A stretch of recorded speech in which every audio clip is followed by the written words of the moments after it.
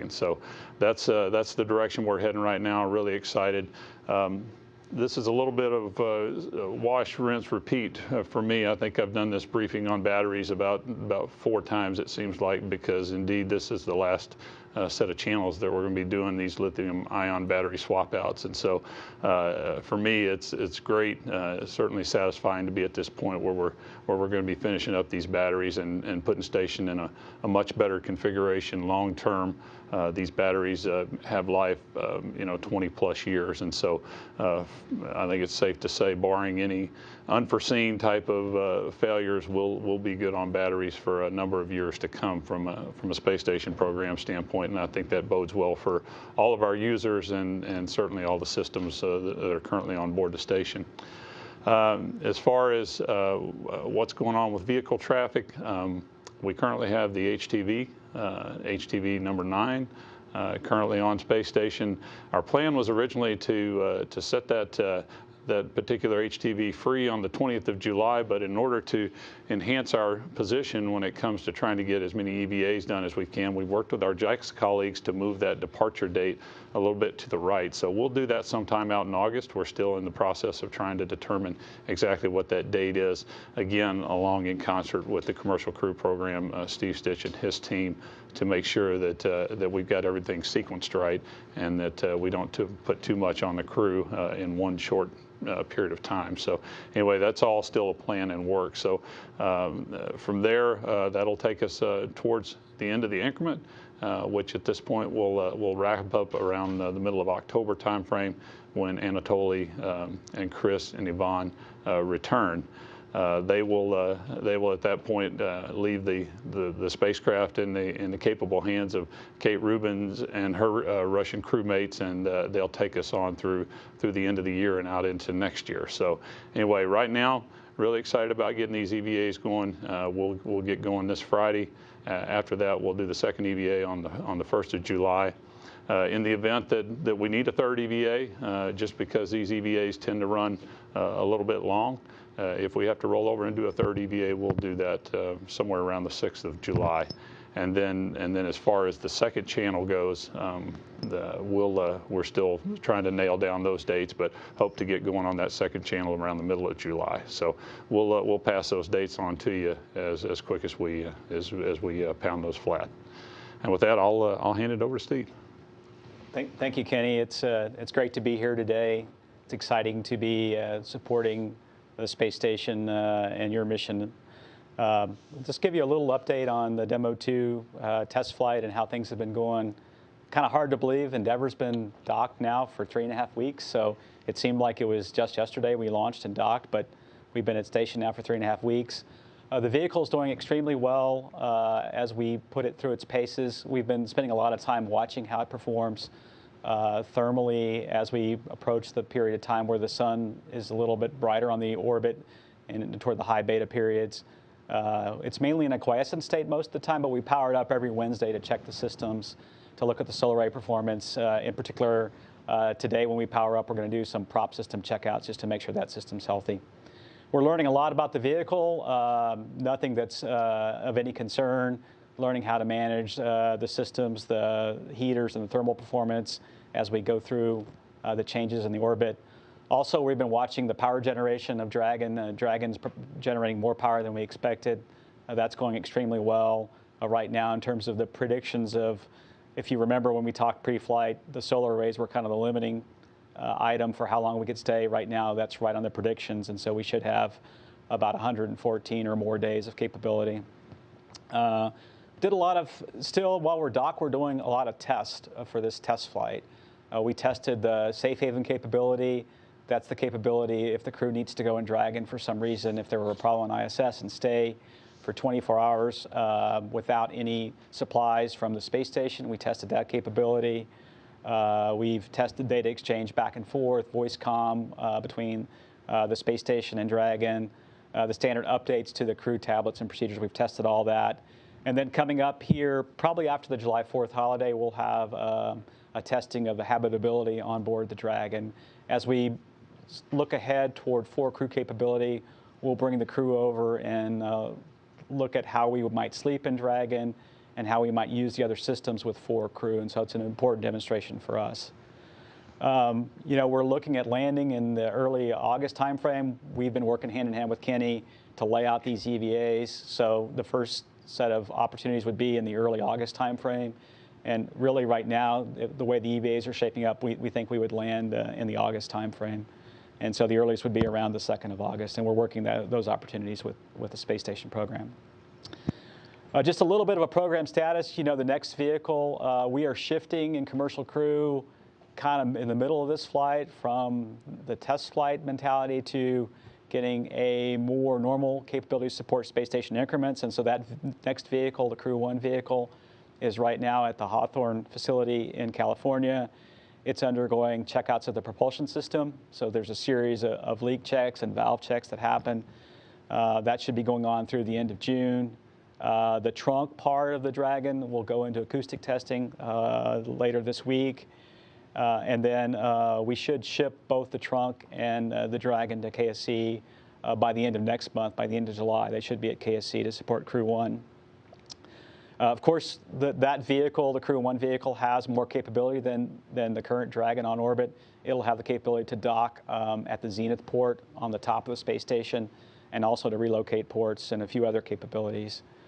The launch vehicles are coming along right now. We're shipping the first stage for that Crew 1 flight from McGregor, Texas, down to KSC, and then later, and that should happen this week as well. And then next month, we should test the second stage for Crew 1 out at McGregor, Texas, and then that will ship down to KSC as well. So we'll be in good position for a Crew 1 launch later this year. We have been working very carefully the schedule between the Demo 2 landing and Crew 1 launch, and right now we think we need about 6 weeks of time to review all the data from the landing and the undocking, and then go through the review process to get to the Crew 1 launch. So there's kind of a 6-week iron bar, if you will, between the Demo 2 landing and the Crew 1 launch, and that's going to be a factor as we look at launch dates later on for Crew 1. In terms of Boeing right now, they're targeting for a launch at the end of this year. Made a lot of changes to the vehicle for the second OFT flight, and updating the software is really the pacing item and the testing that's required for that.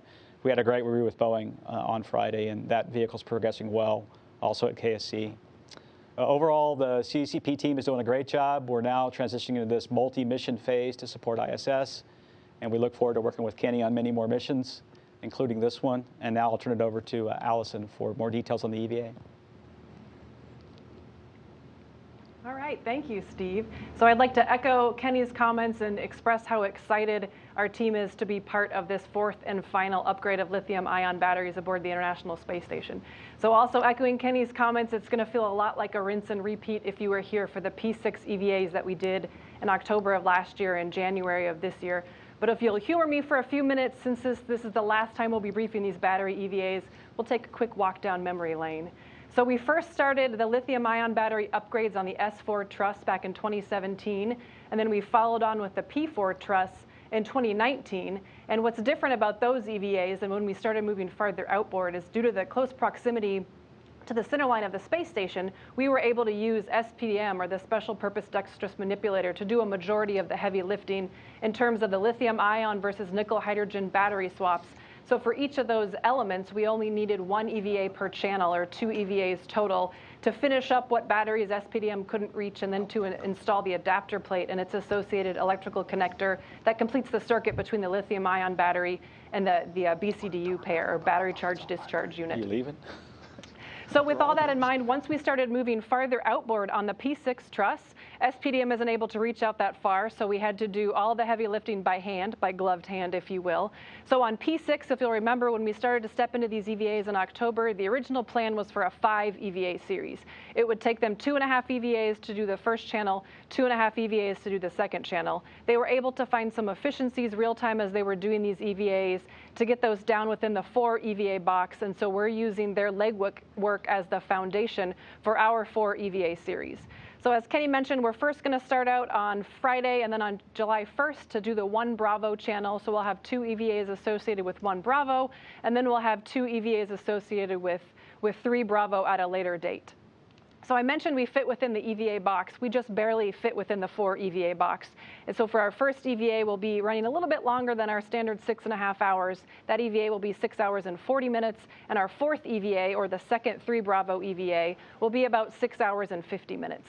So these EVAs will be traditionally longer than the 6.5 hours that we normally schedule these EVAs. But the benefit we have, the kind of ace up our sleeve, if you will, is the crew that we're sending out the door to do these EVAs. So we're utilizing the ISS Commander Chris Cassidy, as well as the Demo 2 crew member Bob Bankin. And these guys come to us with 12 EVAs of experience under their belt, each having spent over 30 hours outside the safe confines of the ISS, inside an EMU or extravehicular mobility unit servicing the space station. The added experience that Chris brings to the table is actually on his first shuttle mission, STS-127, back in 2009. He performed some battery EVAs out on the P6 side of the truss, and in that case, that was just upgrading or just swapping out nickel hydrogen batteries for fresh nickel hydrogen batteries. But it's a great benefit that Chris comes to us already having this battery experience in his toolkit, if you will. So with the vast experience we have with these 2 crew members, fingers crossed that we'll be able to complete these EVAs and the 4 EVAs we have planned and not require the additional 2 EVAs that Kenny alluded to. So inside the space station, getting the guys ready to go out the door, we have Doug Hurley and cosmonaut Yvonne Wagner serving the role as Suit IV, which is helping getting the crew members suited up and then getting them outside the door. So Yvonne will be playing the role of primary or prime Suit IV for the first EVA, with Doug providing assistance, and then they'll swap roles for all the remaining EVAs, where Doug will be the prime Suit IV and Yvonne will be providing the second set of hands when needed for things like safer donning, the simplified aid for EVA rescue, where it really helps to have that second set of hands in the airlock. By having Yvonne play the role of prime Suit IV for the first EVA, this allows Doug to also focus on getting ready for his role as M1, or the lead robotics officer. So Doug's role will be to maneuver the EP. So the EP is the exposed platform that launched on HTV-9 just about a month ago. So Doug will hold, using the SSRMS, will hold the EP in position out at the integrated equipment assembly on the IEA to allow Chris to work on removing the new lithium-ion batteries, associated adapter plates, and stowing the old batteries. So Doug's maneuvers with the arm are fairly straightforward, just moving the EP back and forth, or possibly backing it out and rotating it to expose a different side of the EP to Chris. So since the maneuvers are fairly straightforward, the camera views are good, and Doug's work is pretty straightforward, we're able to utilize a ground M2. So traditionally, we'll have an onboard second set of eyes looking over the robotics operator's shoulders to make sure things are going swimmingly. But since, as I mentioned, things are fairly straightforward, and also the fact that we don't have a crew member riding on the arm, we'll be using our robotics officer here in Houston to serve the role of M2. So on board the space station, the preparations for the spacewalk are marching right along. The teams have spent tens of hours getting ready for these spacewalks. So we allowed Doug and Bob to get their space legs under them for only about a week before we put them to work getting ready for these EVAs. So they've spent numerous hours working on tool inspections, tool configurations, suit readiness, procedure reviews, space-to-ground conferences with the team here in Houston, and then most of that work culminated into the on-orbit fit verification just yesterday. So that allowed Doug and Yvonne to get some practice, hands-on practice with a real live EMU to help get Bob and Chris suited up. It allowed Bob and Chris to verify that their suits fit like a glove, well, at least the glove part of the suits fit like a glove, and the rest of the suit fits adequately. So that allowed them to get practice, and Bob and Chris both gave a thumbs up that their suits are great and ready to go. And this will allow Doug and Yvonne to be as efficient as possible getting them out the door on Friday.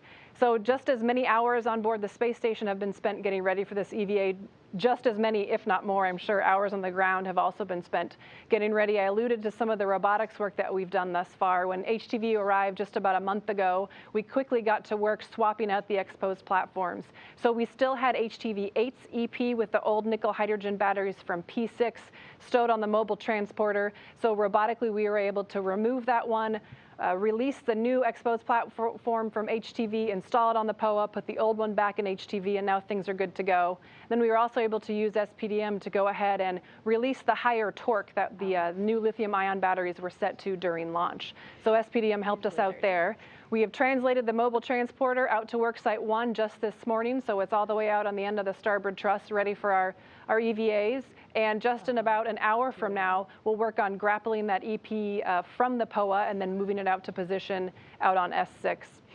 As far as readying the power channel for the R&R on Friday, so yesterday morning we did what we call a seamless power channel handover, where we tied the 1 Bravo loads to 1 Alpha. So the 1 Alpha channel is now carrying not only its downstream loads, but also all the loads associated with 1 Bravo.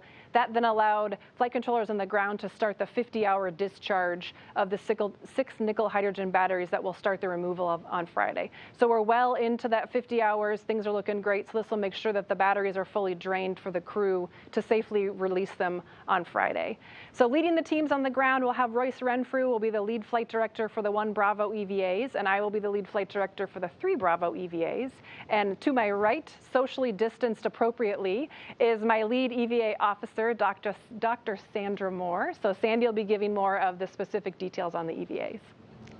Yes, and thank you, Allison. As Allison mentioned, I am the EVA officer for the 3 Bravo channel. My colleague, Jacqueline Kagi, will be the lead EVA officer for the 1 Bravo channel. She will be working under the guidance and leadership of Flight Director Royce Renfrew and alongside of Ground IV Capcom astronaut Jasmine Mogbelli. I'll be working under the guidance and leadership of Allison Bollinger and alongside the astronaut Ground IV Capcom Josh Kutrick. On board, we have our extravehicular crew members, Chris Cassidy and Bob Bankin. Chris will wear the extravehicular EV1 stripes for the first 2 EVAs, and much like the ground teams, they will swap roles, and Bob Bankin will wear the red stripes for the second EVAs. As mentioned, Douglas Hurley and Yvonne Wagner will help us out performing the suit IV operations, and Doug will remain with us throughout the day performing the robotics operations necessary for EVA. EVA day for us, for our crew, is a very long day. For example, this Friday, our crew members will begin very early, around 1:30 a.m. Houston time. They'll begin their EV preparations. Around 4 a.m., they'll be jumping into their in-suit light exercise pre-breathe protocol. This, like the name suggests, the crew jumps into their suits and begins to breathe pure O2 while performing some light exercise with short rest breaks. That exercise equates to slightly moving their arms and legs, and that allows us to jostle any nitrogen out of the system when possible. From then, once our pre-breathe is complete, we'll put the crew in the Quest airlock and we'll depress them down to vacuum, where we can begin our extravehicular activities. For us in particular, we're going to head out as far starboard as we can to the S6 worksite out on the integrated equipment assembly, and we're going to be changing out some aging nickel hydrogen batteries with some brand new lithium-ion batteries that arrived on HTV-9 just recently. 2 nickel hydrogen batteries equate to 1 lithium-ion battery, so we can change those out, but we still have to complete that circuitry. And to do that, we'll install what we call an adapter plate. When complete, it also conveniently gives us a spot for a nickel hydrogen battery to be stowed. We do have some animations to take you through the specifics of the EVA. Due to the similarity in choreography, we will only be playing animations for the first EVA and the 4th. This EVA begins the 1 Bravo power channel upgrade. Chris, wearing the red stripe, egresses first. He sets up their tether anchors away from the airlock to enable them to go farther outboard. Then Bob, wearing the white stripe, grabs his foot restraint and follows outboard. Chris picks up his foot restraint on the Cedar cart and heads to the external pallet, or EP. The external pallet is held by the robotic arm and houses the new batteries launched from Japan on HTV-9 in May. Chris sets up his tools and prepares his worksite. Bob translates to the S6 Integrated Electronics Assembly, or IEA, which will be his main worksite throughout the EVA. The IEA houses the batteries and hardware for the 1B solar arrays and power channel. Chris will join Bob and they work together to finish setup. First, battery from slot number 1 is retrieved. The crew needs to release torque with a ratchet, then use the pistol grip tool, or PGT, to complete the release of the bolts. The large battery is removed, and the crew work together to move it over to the EP for disposal. Chris ingresses the foot restraint, and the crew work together to install the battery in empty slot X. Then the arm maneuvers to place Chris in front of the first new battery in slot A. After placing scoops to create handholds, the crew will remove the battery and translate it back to the truss and install in empty slot number 1.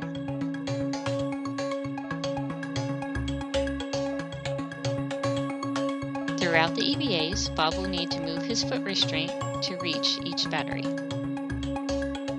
Next, the battery in slot 2 is removed and translated over to the pallet. At the EP, Chris is in a foot restraint and places the battery on his BRT, or body restraint tether. Chris will release the adapter plate launched underneath the battery. Like with the batteries, he has to use the ratchet to release the high torque and then the PGT to fully release the bolt. Chris removes the adapter plate to hand to Bob. Bob translates back to the truss to install the adapter plate in open slot 2. At the same time, Chris is putting the old battery in the slot he had just emptied for disposal. Together on the IEA, they made a cable between the adapter plate and the new battery to complete the circuit. With one of the 3 battery pairs complete, they move to slot 3 to remove the next old battery. This battery will be stowed on the adapter plate in slot 2, where it is no longer needed to function. Bob and Chris return to the pallet to retrieve battery B. They repeat the steps to release the bolts, translate back to the truss, and together install in empty slot number 3. At this point, Bob and Chris begin cleanup on the first of the 2 1 Bravo battery channel EVAs. They also prepare for the next EVA, including moving foot restraints, securing tools and bags where they will be needed. Once the worksite is clean, Chris translates from the end of the S6 truss, pausing to reconfigure their safety tethers on the return to the airlock.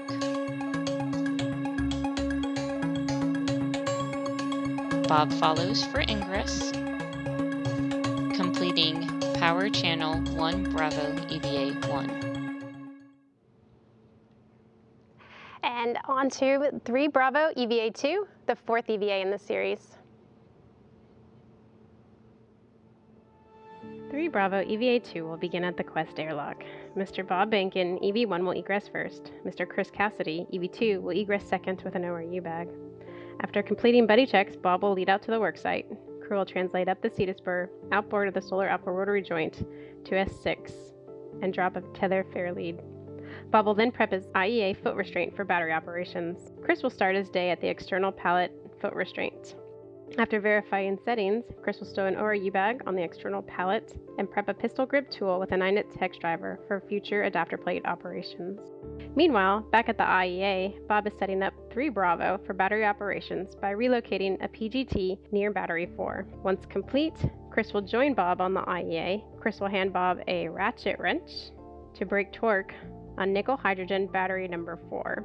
Once complete, Chris will hand Bob a PGT with a 6-inch wobble and begin to fully release battery 4 by driving H1 followed by H2. Bob will then release the old nickel hydrogen battery 4 from soft dock and hand it to Chris. Bob will egress the foot restraint and both crew will interim battery 4 to the external pallet. At the EP, Chris will ingress the foot restraint and Bob will hand Chris the battery and he will stow it on his BRT. Bob will translate onto the external pallet and help Chris release adapter plate Echo. Using a ratchet wrench with hex driver, crew will break torque on both bolts. Bob will then hand Chris a PGT with a hex driver, and he will continue to fully release the adapter plate by driving H1 followed by H2. Once Bob stows the PGT, he will translate back to the truss. Chris will release adapter plate Echo from soft dock and hand it to Bob, who will begin translation back to the 3 Bravo IEA. Chris will install the old nickel hydrogen battery 4 into slot Echo by driving H2 to full torque. Chris will then retrieve 2 scoop handling aids and relocate them to lithium-ion battery Charlie for future operations. Chris will then translate back to the truss. Once far enough away, the Canadian arm will reposition to expose battery Charlie to crew for later operations. Back at the IEA, Bob ingressed the foot restraint and began to install the adapter plate Echo into slot 4. During the time, Chris will return to the IEA and relocate handling aids for the next battery, battery 6. Once complete with the adapter plate bolts, a connector will be installed from the adapter plate to the lithium-ion battery, completing the circuitry for battery charging and discharging. The crew will then break into the last pair of nickel-hydrogen batteries on the IEA. Torque will be broken on battery 6 with a ratchet wrench. Then both bolts will be fully released with a PGT, H1, followed by H2. Battery 6 will then be released from soft dock, handed to Chris, and Bob will rotate his foot restraint over adapter plate Echo and then soft dock the nickel hydrogen battery. Bob will drive H2 followed by H1 to secure battery 6 in its final stow position on top of adapter plate Echo. Bob will then egress the APFR, rotate, and then relocate 2 handling aids and prep for battery 5. Bob will then translate out to the external pallet to assist Chris with battery Charlie. During that time, Chris was working to release battery Charlie from the external pallet. He will hand battery Charlie to Bob, and both will enter him back to the IEA. Bob will ingress the foot restraint and install battery Charlie into slot 6. Bob will drive H2, followed by H1, completing battery Charlie install. Bob will egress and relocate and reposition the APFR for battery 5 operations. Bob will re-ingress the APFR, and Chris will hand Bob a ratchet wrench to break torque on the battery 5 bolts.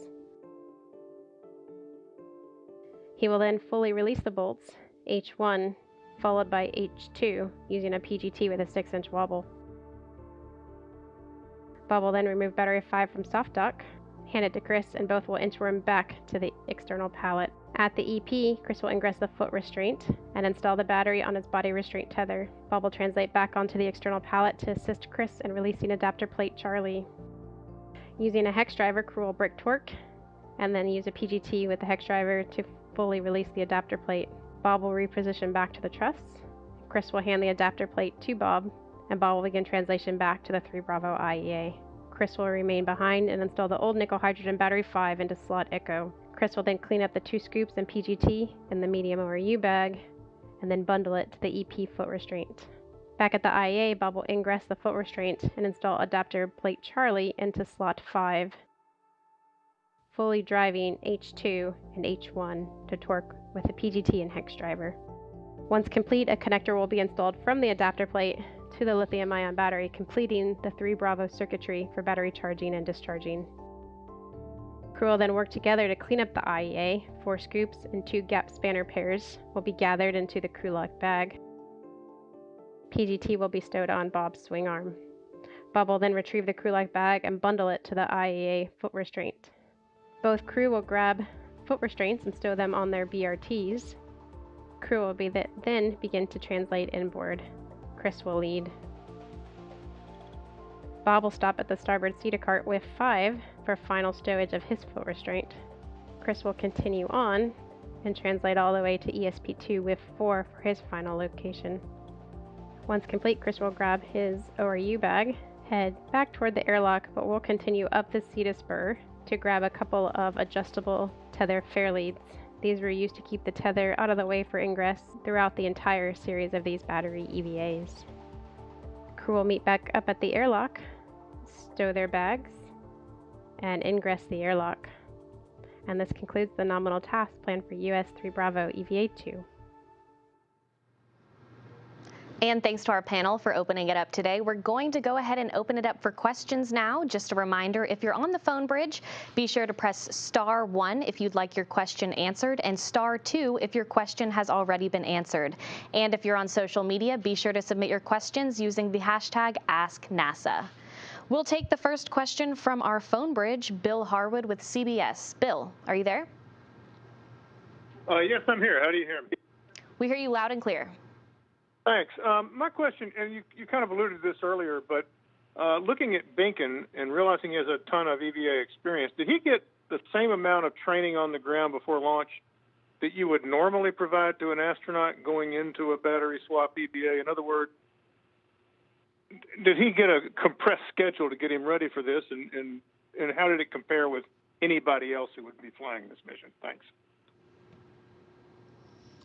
Let's see. The answer is yes, he did get some training. In terms of the exact number of runs, what the ratio is, I probably have to let Allison address that. But we made a conscious effort to get both Bob and Doug trained up, knowing that doing these EVAs was a possibility.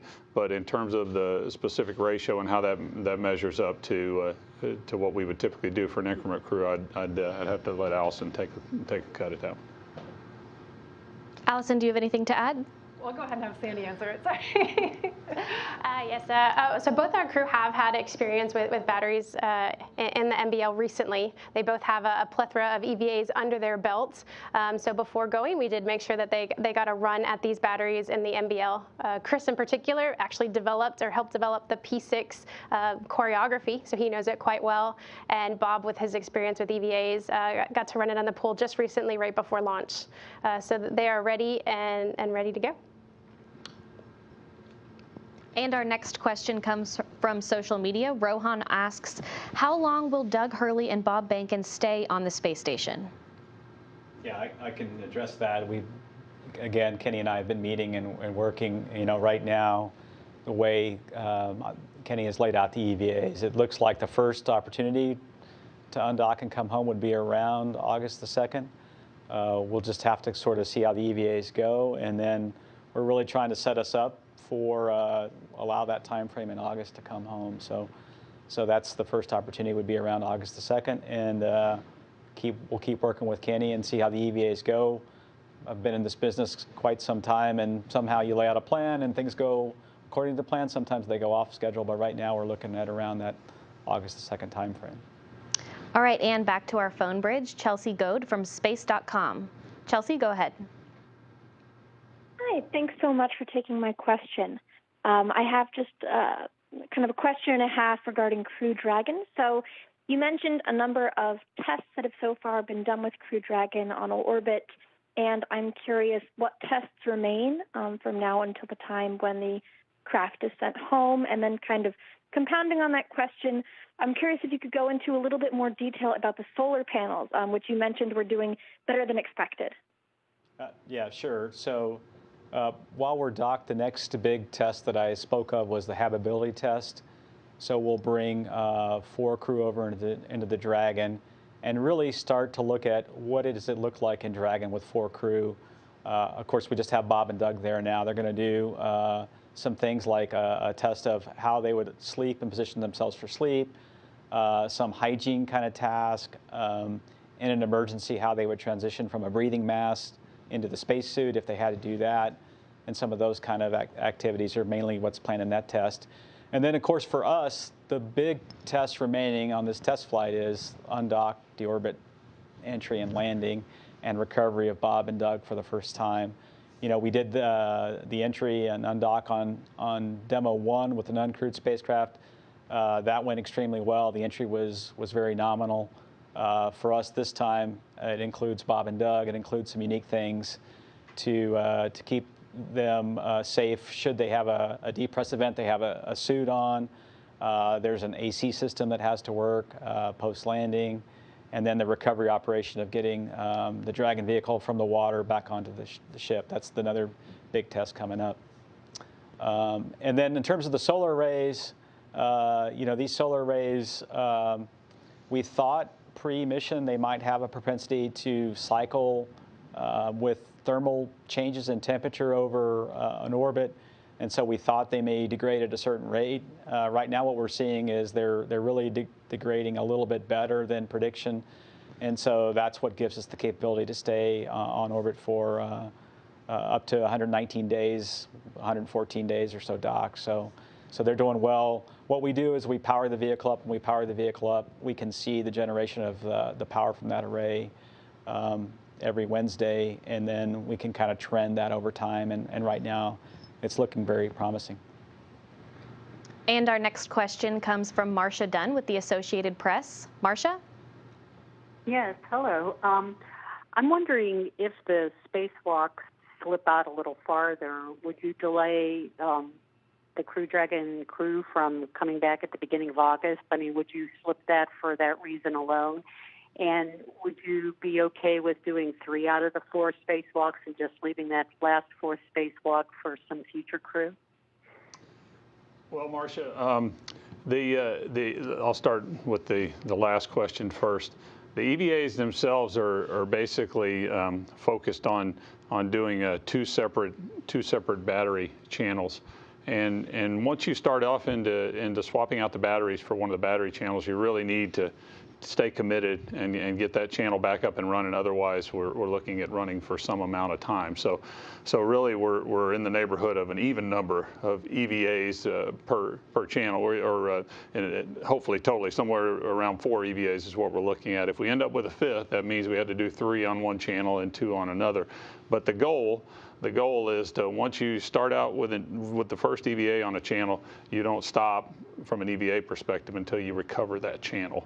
So we wouldn't probably put ourselves in a position where we would go into that second channel knowing that we might only get the channel taken down and part of the battery swapped out. We really do want to do that second EVA on that channel and give ourselves a chance to get it back up and running before Bob and Doug come home. As far as delays, the plans that we're looking at with Steve, if we move the EVAs a little further out into July, we still think there's a path that gets us there to be done in time before the end of July. That's the challenge I've given to the team, is let's do everything we can do to try to get these EVAs done in July. And I think we have multiple options that allow us to do that.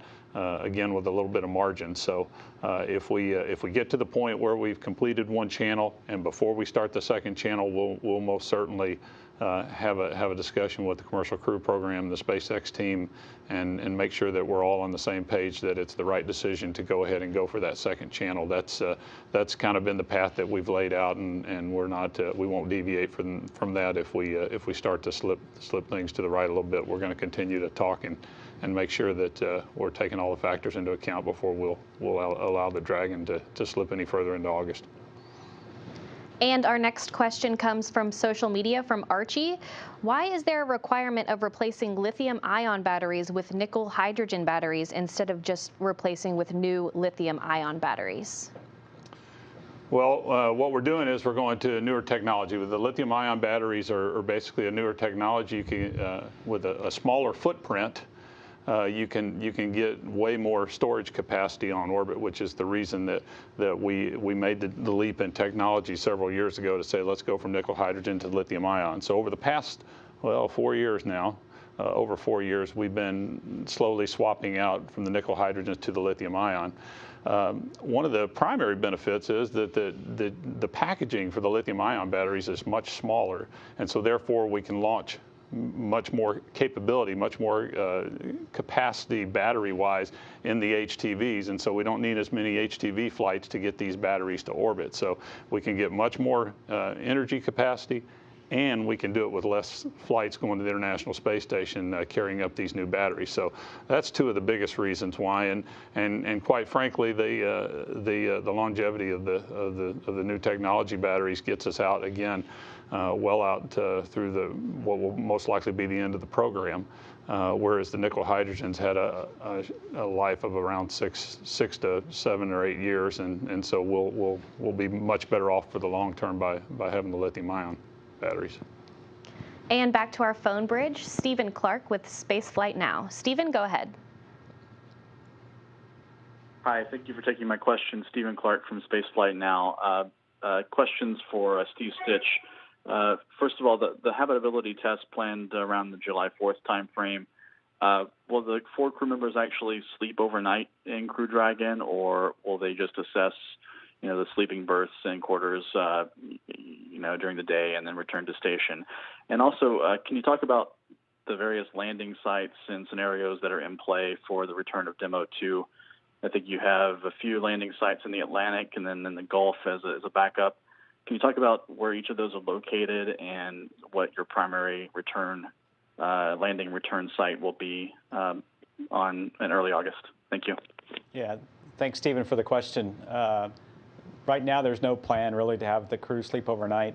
We can get back and check, but I'm pretty sure the plan is just to come in and do an assessment of sleeping and not sleep overnight in Dragon. From what we heard from Bob and Doug a little bit in some debriefs, the sleeping was fine on the way up the one night that they spent there in Dragon on the way. In terms of landing sites right now, we have 3 landing sites. We have a landing site on the east coast of Florida off of Jacksonville. We have a site directly east of the Cape called the Cape site, and then we have a site off of Pensacola. We're in the process of looking at adding some additional sites, one off of Tallahassee, one off of Tampa, one off of Daytona Beach, and then Panama City, Florida. We're also in the process of figuring out, early on we sort of thought the prime would always be the Cape site. It was a little bit better to transport the crew back on shore, and then the backup would always be Pensacola. Right now we're looking at, just based on the way the orbits line up, we're trying to come up with a strategy for which one would be prime. It could be driven by weather. As we get into the August time frame, you start getting more tropical activity. So once we pick a landing date, we may choose one of those sites. We'll always have at least one backup site once we undock. So our rules tell us we ought to have 2 go sites to undock. And so we're in the middle of coming up with that strategy for how we lay out the sites, if that makes sense. And David Mosier with Business Insider. David, go ahead. Thank you for taking my question. Steve, this is for you, kind of springing off that last thing you just said regarding Demo 2's return. So the undocking, I'm really curious what, if in an ideal scenario, what the timeline for return to Earth would look like in terms of, when the burns are, roughly how far apart those are. So from undocking to landing in an ideal scenario at your ideal landing location, what does the timing look like? What are the, how many hours are between each phase, I guess? That's sort of a detailed question, and maybe you don't have an answer, but if you do, great. Thank you. Yeah, I can give you a little thumbnail sketch of how it looks, and the short answer is it really depends. And so we'll obviously line up the undocking from space station, the actual undocking event with the crew sleep schedule of station and all the various constraints with space station. And then from that undock event, there's a series of burns that back away from station. And then we'll do a sequence of maneuvers to get up and around and clear of station. And then the time frame from undock to actual landing varies. It depends on when that undock point is and the landing sites. And so it varies anywhere from on the order of 6 hours to maybe a mid-range of 15 to 20 hours. And there's some other cases that would get you out there in the 30 hours from undock to landing. It just sort of depends on the sites. The vehicle has consumables for about 3 days after we undock, so we've got plenty of capability once we undock. And so it just depends on the sequence of sites and the sequence we set up as to how long it is from undock to landing. Okay, and our next question comes from social media. How do you clean a spacesuit after a spacewalk?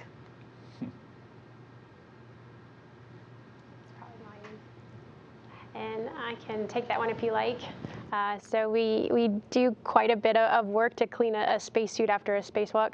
The crew will come in and they will doff their spacesuits.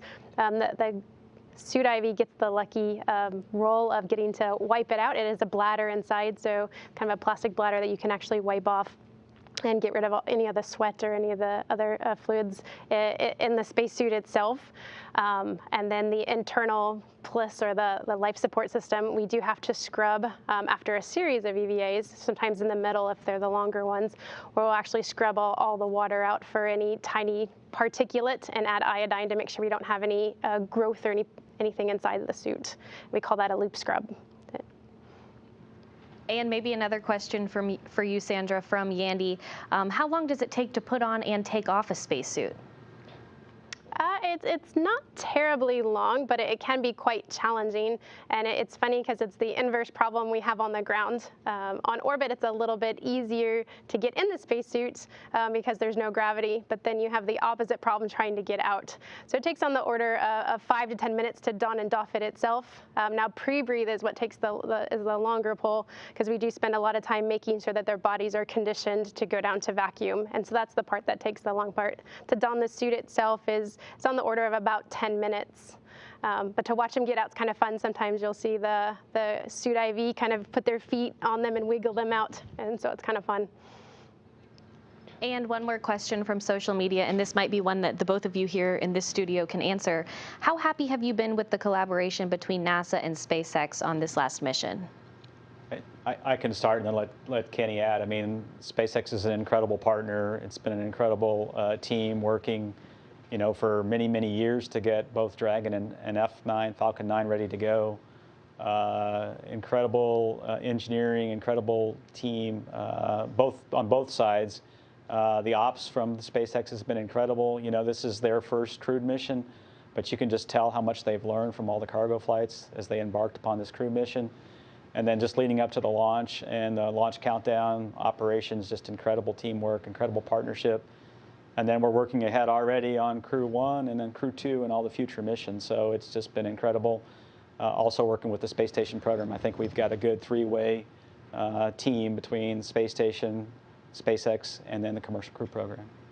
Yeah, great word, Steve. Yes, from a space station standpoint, we've been working with SpaceX doing dynamic operations for a number of years, going on a decade here, and it's been kind of cool because some of the folks that rolled off of the cargo flights actually came and went into the CCP world and worked with Steve and his team, and so it's been great to get to reconnect with some of those folks again, and as we work through all the details of this particular mission, and it's clear that our early